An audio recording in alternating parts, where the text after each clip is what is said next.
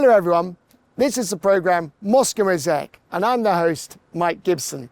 At the end of the summer, delegations from all over the world came to the Russian capital to discuss the development of transport. We couldn't miss such an important event. Together, we will visit this forum with you. Welcome to the International Transport Summit. On today's programme, the links between transport infrastructure and the urban economy. Transport development is not just about transport, it is about the development of the economy as a whole. What foreign visitors think of Moscow's transport complex. I think Moscow city has a lot of advanced technologies, especially in the transport system. Transport sightseeing tours of the Russian capital. I think the guests are very interested. We got a lot of questions in advance.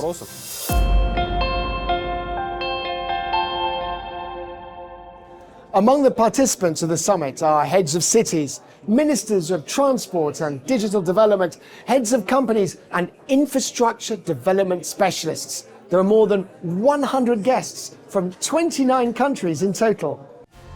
The summit is the largest expert platform for solving urgent transport problems in megacities. The business program for this year's forum includes trends in the development of the transport sector and international exchange of experience and cutting-edge technologies, as well as the creation of new ties in the field of urban development. The summit is organized with the Department of Transportation and Roadway Infrastructure Development of Moscow, in cooperation with the Department for External Economic and International Relations of the Russian capital. I would like to welcome you once again to the third International Transport Summit.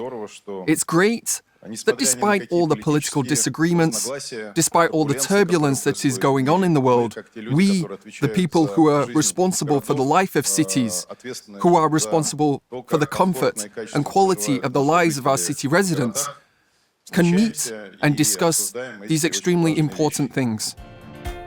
Home to 15 million people, Moscow is one of the world's largest megacities. The city's Department of Transport and Road Infrastructure Development faces a challenging task: to simplify and accelerate the daily movements of the capital's residents and visitors. The Moscow government plans to reduce travel time within the districts to 30 minutes and within the Moscow Ring Road to 60 minutes. The city's transport complex is based on a railway framework: the metro, the Moscow Central Diameter, and the Moscow Central Ring.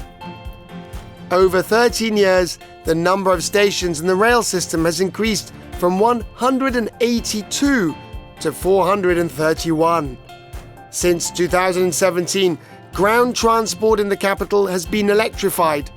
Today, more than 2,000 Russian-made electric buses transport passengers. Last year, regular river transport was revived. The ships are also fully electric. There are naturally things that we are actively involved in. An area with more to do on a daily basis, shall we say, is of course road safety. Although Moscow is a leader in road safety, we believe that the number of accidents involving motor vehicles is unfortunately quite high. So it would be great to share information with you, to listen to you, maybe to your suggestions for Moscow in terms of road safety. We would be greatly appreciative of your expert opinion and your sharing of your experience on this very important issue. In 2022, the United Nations recognized Moscow as the world's best megacity in terms of infrastructure development and quality of life. At the same time, the transport system is not only making it faster and easier to get around the city, but also making the most of the capital's space. Where modern highways go, developers follow. Land values rise, new residential neighborhoods and business complexes appear. All this stimulates the development of the city's economy, says Sergei Chiromin, Minister of the Moscow City Government and head of the Department for External Economic and International Relations. An important part of the city's infrastructure is the smart transportation system. Our colleagues at the Department of Transport have created a unique system that today allows not only to manage all traffic flows effectively, but also to ensure high levels of public mobility and road safety. And most importantly, it has become a very interesting business project, as this system generates a lot of money for the city budget and has paid for itself in just a few years. Thus, investing in infrastructure is not a simple waste of money, but ultimately it is a very effective social investment. And I have to say, the way Moscow is doing this is a great example that we want to share with our colleagues from different megacities and, of course, from different countries around the world.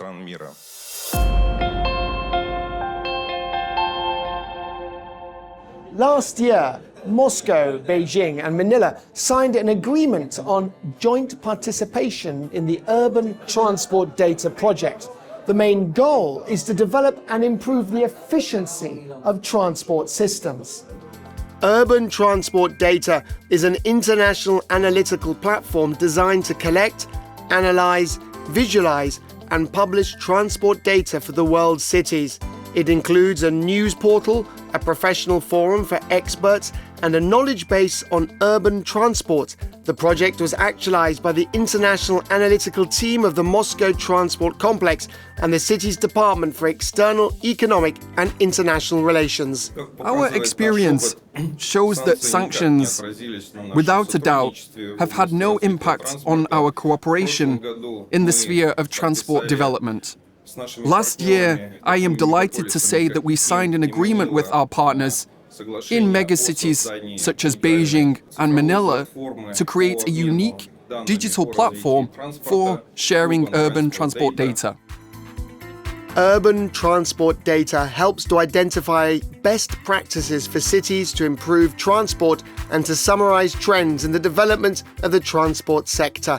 At the beginning of the international summit, 9 more foreign megacities joined the platform. They include Antalya, Bangkok, Harbin, and São Paulo. Today's forum once again shows, or shall we say proves, not only to Muscovites, but also to all our guests who have come to this international forum, that Moscow is undoubtedly a leader in the field of new transport solutions.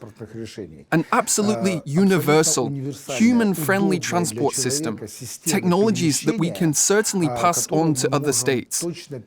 Now, without a doubt, we see that technologies are moving from the west to the east. And this consolidation, the documents that have been signed, including joint statements, show that Moscow is becoming a center for new technological solutions.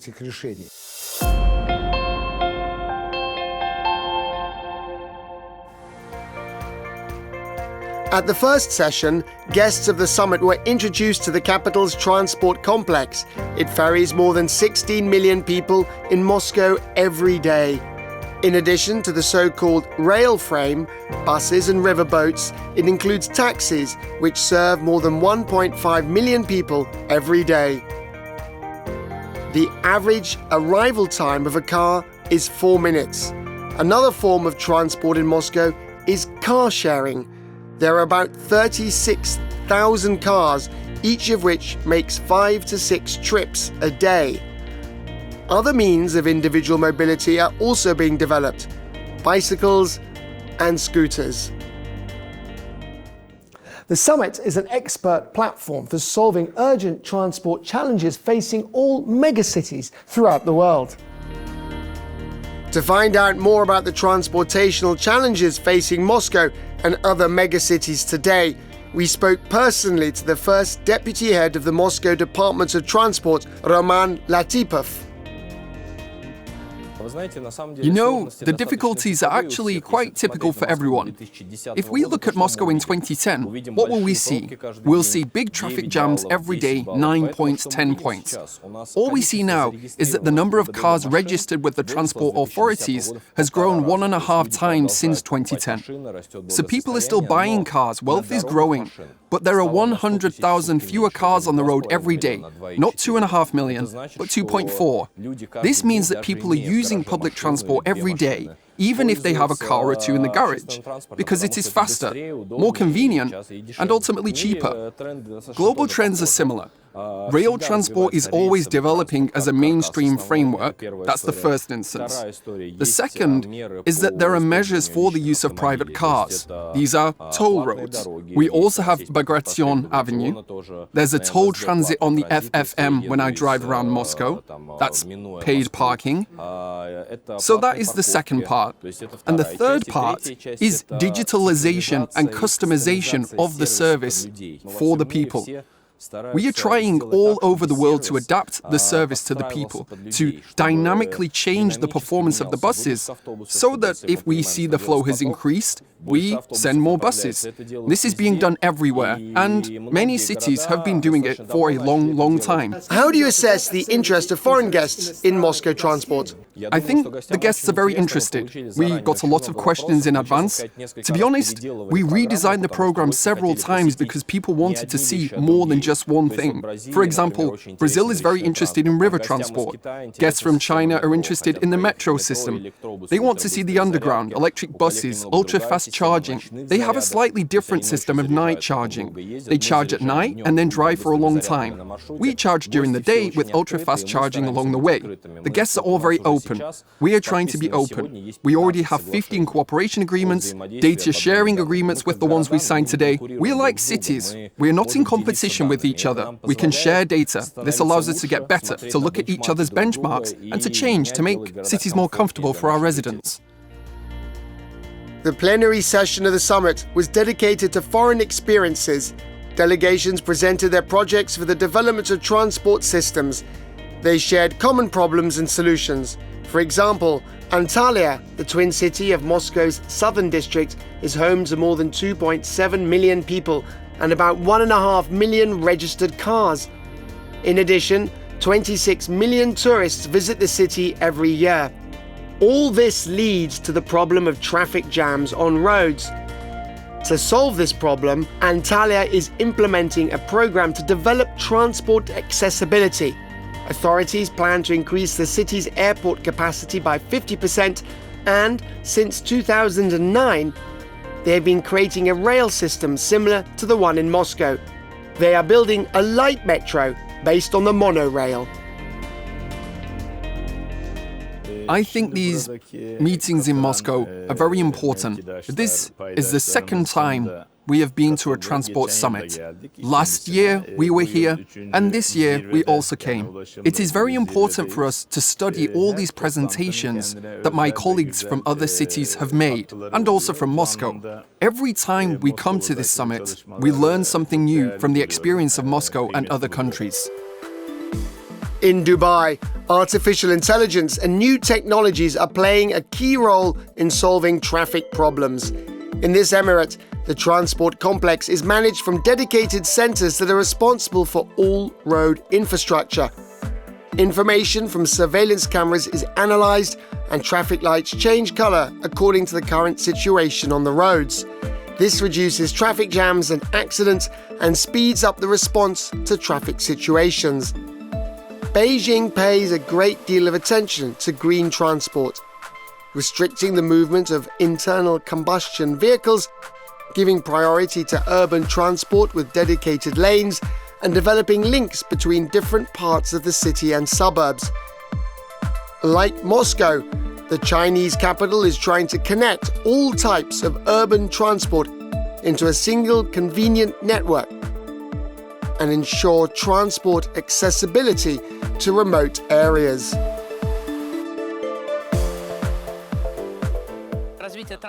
Transport development is not just about transport.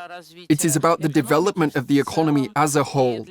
And for our economy, of course, transport plays a big role. I see that the Moscow government has done a lot of work on renovating and reconstructing the transport complex compared to what I've seen in the past.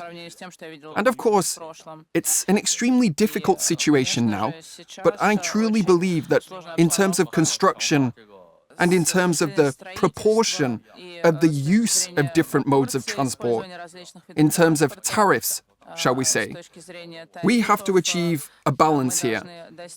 Now, what I mean here is, in other words, it is possible to regulate our transport system in such a way as to make the best and most efficient use of these resources. This year's Transport Summit was attended by a delegation from the AIM Congress Foundation, one of the world's leading investment forums held annually in Abu Dhabi. The president of the foundation highlighted the important role of smart cities and energy systems in economic development and building the sustainable megacities of the future. The speaker paid particular attention to the development of parking systems and charging infrastructure for electric cars. All this can be achieved thanks to the collection of data by cameras or sensors on the roads. How has the experience of Moscow City helped influence some of the ideas in the Middle East? I think Moscow City has a lot of advanced technologies, especially in the transport system. And the city, with the amount of population that they have a great, metro system. And as we heard from the deputy governor today, that they are implementing a new line between Moscow City and St. Petersburg. And also, as you hear, that basically Moscow City is 100% electric buses. They have 2,000 electric buses, and they are looking into using in the system yearly about 500 more buses, electric buses. And this means that the government, and the city has really, a proper agenda and a proper vision how to turn the city to be more, environmental friendly and use the best, technologies into becoming a proper futuristic city. How do you feel about the conference today? What is your impression? The conference is great. It's my second year, and I find, when a lot of cities, they share their, ideas, they share their practices. We learn, and we also are here from United Arab Emirates, from Dubai, to share our experience and to really, also support other governments to learn what we are doing, because we are doing great job. And I think, what our government, what our cities is doing is great. So why not to share it with the rest?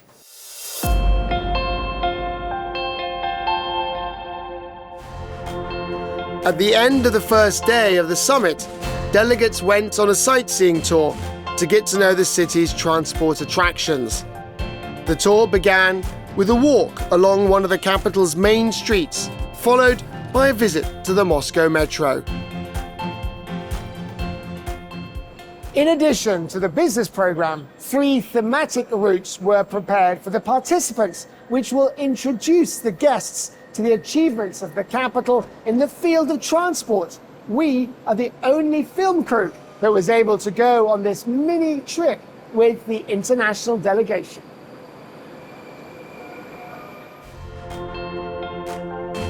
The tour started at Tverskaya station, where the foreign delegates, together with the leadership of the city's Department for External Economic and International Relations, entered the Moscow Metro for the first time.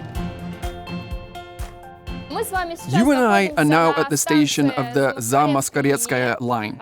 This is Tverskaya station. This station was opened on the 11th of September 1938 as part of the Gorkovsky radius. Originally, Tverskaya station was called Gorkovskaya. Now, let's go on to Mayakovskaya station. The summit's guests were introduced to both historic and modern metro stations. The route consisted of 8 stations.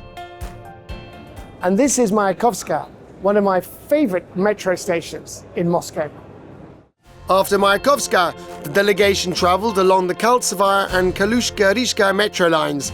They got acquainted with the longest metro ring in the world, the BKL.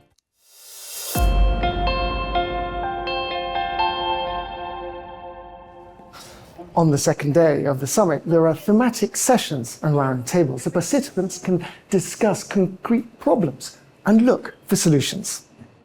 Before the thematic sessions began, Urban Transport Data Project participants shared their experiences of the first year of operation and the challenges they face. For example, the city of Niš in Serbia. It lies at the crossroads of transport routes between Western Europe and the Middle East. Despite having a population of 300,000, the problems the city faces are similar to those faced by megacities. One of the main issues is traffic congestion and the unpopularity of public transport.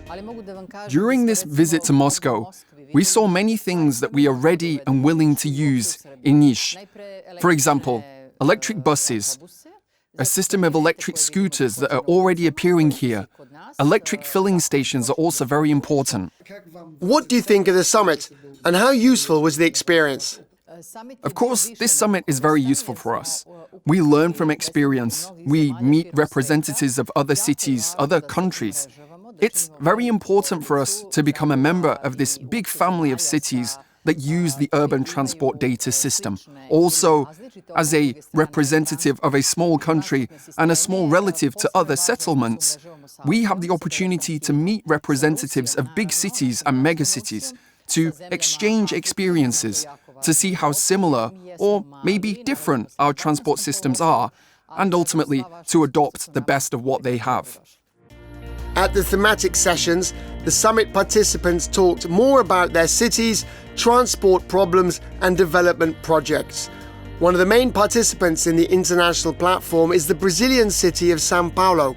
The transport system there is divided into a state transport system, which includes the metro and trams, and a city transport system, both land and river transport. The head of the company building the city's infrastructure shared his experience of using water transport. The new river route launched helped to shorten the journey between two parts of the city by more than 5 times compared to the road alternative. For us, these possibilities of cooperation are amazing. We can learn a lot. We can show to the world also what we are doing there in São Paulo as innovations. And secondly, because Moscow is impressive in terms of urban transportation, and we have to see that in practice. And these two opportunities were super important. And taking into account the innovation of the electrical vessels that are being implemented in the Moskova River. Among the priorities discussed by summit participants in the thematic sessions were safety and payment methods.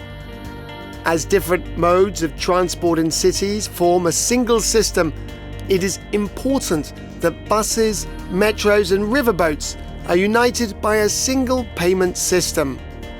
The importance of this issue was illustrated by the example of Johannesburg, South Africa, where each mode of urban transport has its own ticket. This complicates payment and reduces the convenience of use. So for me, the meeting of minds in this conference is very important, and every time I leave here, there's always 2 or 3 things I want to take to South Africa. That is why I said to all the colleagues, can we please sign MOUs so that we can start piloting some of the things that you have, we don't have. So that's the only way we can exchange knowledge and ideas. We need to start putting this into practice.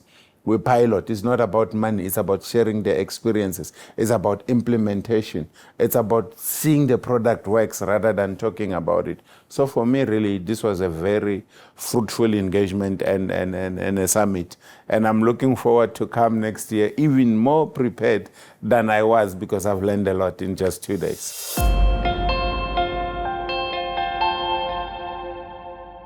Also, on the second day of the summit, participants were invited to visit the exhibit Manege Station, Moscow Transport 2030.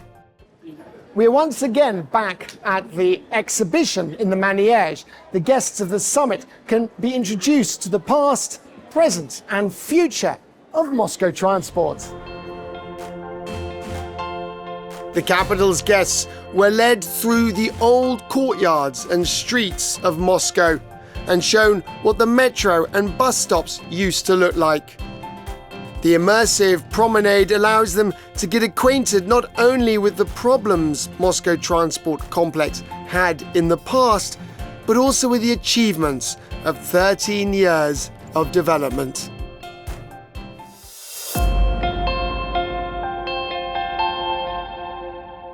Two days of intensive work at the International Transport Summit have come to an end. We will definitely continue to tell you about such events in our future programs. My name is Mike Gibson.